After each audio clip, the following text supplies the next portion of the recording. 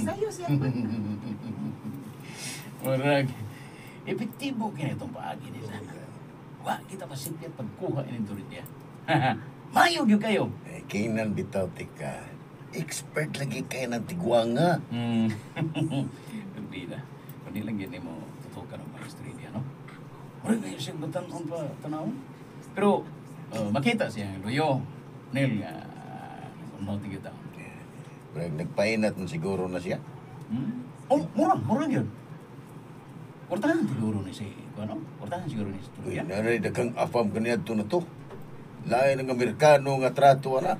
Oh, expect na gini kayo na siya. Mo nang maayo kay na siya mudag lalaki.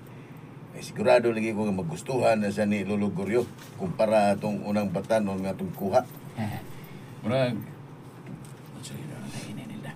Ha? Konsuelo na tayo ni. Gilok na ba kayo na sila tanahon na to? Masukol na ba sa nung kwan, hinagwaay sa Lolo Goryo niyo. Iliyo gini sa lolo. Mayroon tao, gusto rin kaya nalaiyan. Iliyon. Para nga, masulo na ako sa lolita ba? Sigurado na lagi na, sir.